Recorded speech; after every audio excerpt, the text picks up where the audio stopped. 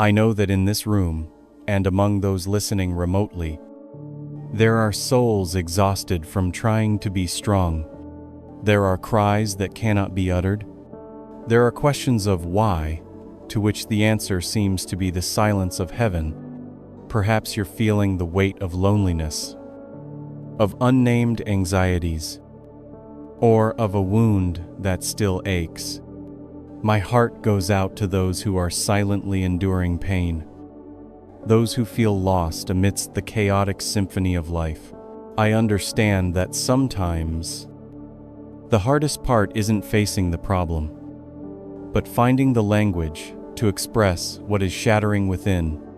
But I want us to discover a liberating truth together. God doesn't demand a joyful song from us when our hearts are broken. He has given us a hymnal, and within it are notes of lament, of fear, and of doubt.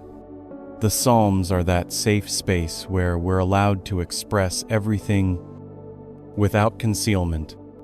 The Psalms are living proof that God understands every sigh, every tear of humanity. We won't shy away from difficult emotions. Instead, we'll learn to transform our very sighs into a prayer, an authentic melody before God. This isn't a quick fix, but a journey we take together, finding a voice for our souls. The unchanging promise, Lord. How many are my foes? How many rise up against me? Many are saying of me, God will not deliver him. Psalm 3, 1-2. This is the honest lament of a soul overwhelmed by a multitude of enemies, reflecting the common fear of isolation and ridicule. The story of overcoming David wrote this psalm when he was fleeing from his son Absalom, who had rebelled and sought to seize the throne. This pain wasn't just a threat from external enemies, but also betrayal from his own family. Yet, in that desperate situation, he found the voice to pray and trust in God. A step of faith this week. Courageously face the fears and pressures that surround you. Write them down, and then read Psalm 3, 1-2 aloud, allowing these words to become your cry before God. Once we've found the initial notes to express our feelings, let's explore together how the Psalms transform those cries into a powerful dialogue with God. The Psalms teach us that no emotion is wrong when we stand before the Creator. Anger, fear, frustration, all can be lifted up as an authentic song. Perhaps you feel unworthy to speak to God when your heart is in turmoil, but the Psalms prove otherwise. He invites us to come with everything we are, whether it's weakness or doubt. Psalm 3 continues with a powerful shift, moving from fear to trust. But you, Lord, are a shield around me, my glory, and the one who lifts my head high. Psalm 3:3. This is the image of a soldier equipped with a strong shield. And more than that, God is also glory and the restorer of honor. Even when enemies mock and say, God will not deliver him, David proclaims the opposite. The tone is like a deep bass string, deeply resonant with pain, yet firm, steady, and full of inner strength. Though the melody may be sorrowful, it still maintains the rhythm of hope, the unchanging promise. But you, Lord, are a shield around me, my glory, and the one who lifts my head high. Psalm 3:3. This promise is a strong fortress, affirming God's complete protection and restoration of honor. The story of overcoming. The image of the one who lifts my head high recalls how God restored the dignity of many biblical figures, from Joseph in prison to Peter, after denying Christ, even if they were scorned by society or condemned by themselves. God uplifted them, restoring them to their rightful place. A step of faith. Whenever you feel scorned or devalued, repeat Psalm 3:3. Believe that God is your shield and the one who lifts your head, restoring your honor. Now that we've learned to express our laments, recognized God's powerful laughter, and declared Him our shield, let's witness together how the Psalms lead the soul from mournfulness to a melody of valor and strength. Focusing on peaceful rest in God. This isn't a denial of pain, but a transformation of pain into a declaration of God's power and presence. The conductor of faith doesn't abandon us amidst the low notes. Instead, He uses those very low notes to create depth and richness in life's symphony. Perhaps you're feeling you don't have enough strength to keep fighting, but the Psalms will be your spiritual fortress. What's remarkable in Psalm 3 is the peace David finds right in the midst of danger. I lie down and sleep, I wake again, because the Lord sustains me. I will not fear, though tens of thousands assail me on every side. Psalm 3, 5-6. In the midst of a bloody rebellion, with his life threatened, David could still sleep peacefully. This wasn't indifference, but absolute trust in God's protection. That peaceful sleep is living proof of a soul anchored in God. Despite the waves of life, Psalm 3 teaches us that even in the darkest moments, we can find rest. The unchanging promise, I lie down and sleep, I wake again, because the Lord sustains me. Psalm 3:5. The promise of God's sustenance and protection allows us to find true rest. The story of overcoming. Many biblical figures experienced this extraordinary peace amidst tribulation.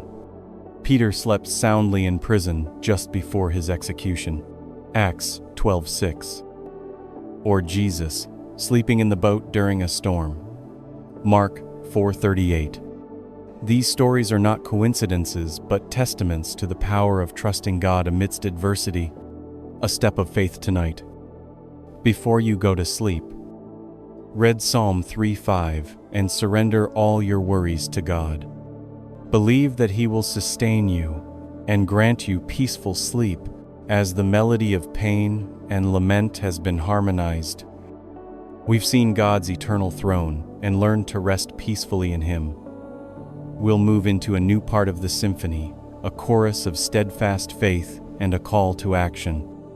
This is when we not only accept pain, but also actively place absolute trust in God's promises and character, transforming the Psalms into a firm foundation for hope and peace. Perhaps you're wondering if your faith is strong enough to overcome this challenge. Let the Psalms be an anchor for your soul. After expressing his fear and declaring his trust, David in Psalm 3 continues with a direct call to action. To God arise. Lord, deliver me. My God, strike all my enemies on the jaw. Break the teeth of the wicked. Psalm 3:7. This is a powerful prayer, filled with faith in God's delivering power. David doesn't just lament, he believes that God will intervene and decisively defeat his enemies. The language of empathy, I understand that. Perhaps you're feeling, my heart goes out to those who are silently enduring pain. The unchanging promise, arise. Lord, deliver me. My God, Psalm 3:7a. This promise is an affirmation of God's delivering power. He is willing to act for those who call on Him. The story of overcoming the Bible is full of examples of God's miraculous deliverance. From His parting of the Red Sea for the Israelites to His rescue of Paul and Silas from prison, each story is a symphony of God's intervention, showing that He is always ready to deliver those who trust Him. A step of faith. When you face a seemingly impossible problem, pray aloud like David, Lord, arise and deliver me. Believe that He has the power to defeat every enemy opposing you. We've journeyed together through an emotional melody, from recognizing the fear of being surrounded, finding God as our shield and glory, learning to rest peacefully in Him, and crying out for powerful deliverance.